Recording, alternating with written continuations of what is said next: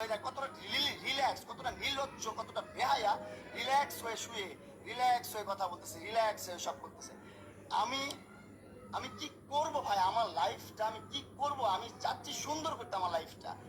আমার লাইফে আমি কিছু করতে চাইতেছি, পারতেছি না। আমি যদি মাদক আসক্ত হয়েও থাকি, সেটা একমাত্র ওর পেরেশানিতে। ও আমাকে বাঁচতে দিচ্ছে না ভাই। আমি কিভাবে বাঁচবো? আমাকে বাঁচতে দিচ্ছে না ভাই। মেন্টালি এত প্রেশার দিচ্ছে, এত প্রেশার দিচ্ছে। ওর কাছ থেকে কখনো চাইয়ে আমি একটা টাকা নিই নি। ও আমাকে হাইদা হাইদা এটা করছে, এটা করছে, এটা দিছে, সেটা দিছে, লোভ দেখায় দেখায় না, মোলা চুলাই আইন না, এই জায়গায় রাখছে। ওর বাসা এই জায়গায়, ওর কাজের লোক, ওর বাপ মা, ওর 14 গোষ্ঠী সব এই জায়গায়। ওর কাজের লোকদেরকে ডেকে নিয়ে আসছে পিটানোর জন্য, আমাকে মারার জন্য। তারপর ওই নিচে রাজুকে ফোন দেয়, রাজু উপরে আসো তাড়াতাড়ি। সিকিউরিটি গার্ডদেরকে ফোন দেয়, তাড়াতাড়ি আসো, আমার বাসায় ক্রিমিনাল ঢুকে গেছে, প্লিজ মাম। হ্যাঁ, ভালো নাটক হচ্ছে।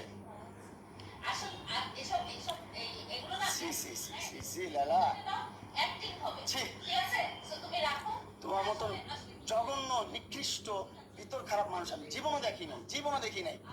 তোমার কাছ থেকে আমি রিলিফ চাই। তুমি কেন মামলাগুলো তুলবা না? কেন তুলবা না? অনলাইনে বলে মামলাগুলো তুলে দিচ্ছি আমি, এটা হয় না, সেটা হয় না, সবকিছু ঠিকঠাক। কিন্তু আমার কাছে আইসা ভাই, সোশ্যাল মিডিয়ার বাইরে যখন বাস্তব লাইফে আসে, বাস্তব লাইফে এসে আমি এই মেয়ের সাথে ঘুরতে পারবো না, ওইখানে যেতে পারবো না, সেখানে যেতে পারবো না, এটা করতে পারবো না, সেটা করতে পারবো না, ওর বাসায় এসে থাকতে হবে, ওর বাসায় সময় দিতে হবে, ওর সাথে করতে হবে, ওর সময় দিতে হবে। এগুলো না করলে মামলা তুলবে না ভাই। আমি তারপর ওর মন রক্ষা করে চলতেছি, তারপর ও আমার কি করতেছে ভাই? ওর ফ্যামিলি, ওর 14 গোষ্ঠী সবকিছু নিয়ে আমার সবকিছু ধ্বংস করে দিচ্ছে। আমার মোবাইলে স্টকিং করে যত ভিডিও ছিল, আমার ফ্রেন্ডদের সাথে ঘুরতেছি, ফিরতেছি, যা করতেছি, সব ভিডিও ও নিচ্ছে ওর মোবাইলে নিয়ে। ও কি করছে? সাংবাদিক বন্ধুদেরকে দিয়ে বলতেছে এগুলো পোস্ট করেন, খারাপভাবে ক্যাপশন দিয়ে খারাপভাবে রিপ্রেজেন্ট করেন, মামুনকে একদম ধ্বংস করে দেন। ওরে অনলাইনে নিয়ে আসছি আমি, ওরে অনলাইন চিনাইছি আমি, ওরে ভিডিও করাইছি আমি, ওর ভিডিওতে আনাইছি আমি, ওরে কন্টেন্ট করা শিখাইছি আমি, ওরে ইনফ্লুয়েন্সার বানাইছি আমি। এখন আমার বিরুদ্ধেও কন্টেন্ট করে, আমাকে ধ্বংস করার জন্য কন্টেন্ট করে। বুঝছো? হ্যাঁ, প্রাইভেসি তুমি আনছো না তোমার বাসায় আমাকে? আমার বাসায় ঢুকতে না দিয়ে তুমি ঢুকতে পারবা? তুমি ঢুকতে পারছো আমার বাসায় কখনো? আমার বাসায় কখনো ঢুকতে পারছো তুমি? আমার বাসায় কখনো ঢুকতে পারছো তুমি? জি না। তুমি আনছো আমাকে মামলার জোর দিয়ে আনছো তুমি আমাকে মামলার জোর দিয়ে। বলো, কথা বলো তোমাকে আমি, সমস্যা নাই। তুমি তোমার লাইফ দেখে সুন্দর করে বসছো, কথা বলো না, বলো, আমি কথার উত্তর দিব, সমস্যা নাই, বলো বলো তো, আমি তোমার কথা উত্তর দিব। তুমি তোমার বেডরুমে আনছো, তোমার বেডরুমে অ্যাক্সেস। হ্যাঁ, তোমার বেডরুমে ঘুম পাড়াইছো আমাকে সারা রাত তুমি আমাকে। অবশ্যই জি না। আমি যদি না চাই, এই দেখেন, একটা পরিবেশ কখনো কি এরকম থাকে। আমি কখনো থাকবো যদি যদি ও অ্যাক্সেস না দেয়, আমি ওর বাসায় কিভাবে ঢুকবো? ও অ্যাক্সেস দিছে বলে তো। ও বাবা, কি অ্যাক্টিং! ওভার অ্যাক্টিং লাইভ দেখে নাকি? লাইভ লাইভ দেখে। আচ্ছা আচ্ছা ভাই, আমি জানি না আপনারা কি করবেন বা আপনারা কিভাবে নিচ্ছেন। অনেক কষ্টে থেকে এই লাইফটা করতেছে, অনেক কষ্টে থেকে।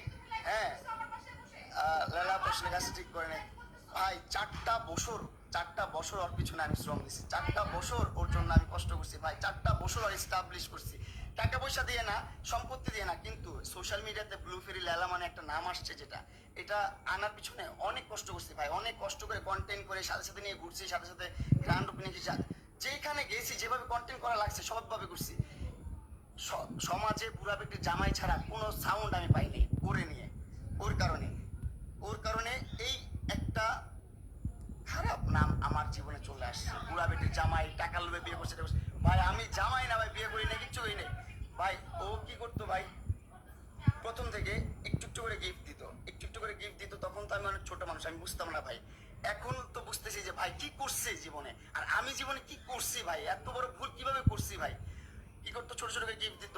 আমার প্রথম বার্থডেতে ওর সাথে যখন দেখা, 6 মাসের মাথায় আমার 12 লাখ টাকা দিয়ে একটা গাড়ি কিনে দিচ্ছে। তখনই তো আমি ইমপ্রেস, ও মাই গড, এত টাকা দিয়ে গাড়ি কিনে দিচ্ছে আমাকে, কত সুন্দর ভালো বন্ধু। আমাকে এমনও বলছে সারা জীবন আমি তোমার ভালো বন্ধু হয়ে থাকবো, আমার সাথে কোনো ধরনের তোমার কমিটমেন্ট দরকার নেই, এটা নেই সেটা নেই, তুমি আমার সাথে ভালোভাবে থাকবা, এতটুকুই। আমিও ঠিক আছে, আমি মেনে গেছি ছোটবেলা, হ্যাঁ হ্যাঁ ঠিক আছে তুমি যা বলছো তাই। কিন্তু এখন দিন শেষে এসে যখন আমি আমার মতো মুভ অন করতে গেছি, তখন দেখি ও আমাকে মামলা মোকদ্দমা দিয়ে এটা ওইটা সেটা করে, ক্ষমতার অপব্যবহার করে আমার জীবনটা হেল করে দিছে ভাই। নষ্ট করে দিচ্ছে জীবনটা ভাই।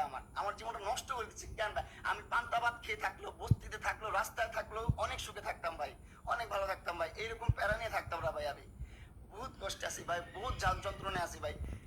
ও সোশ্যাল মিডিয়াতে এসে বলছে, কিন্তু আপনারা দেখছেন, যেখানে বলছে যে আমি প্রত্যেকটা মামলা তুলে নিব, ওর সাথে এখন ভালো সম্পর্ক বজায় রাখবো।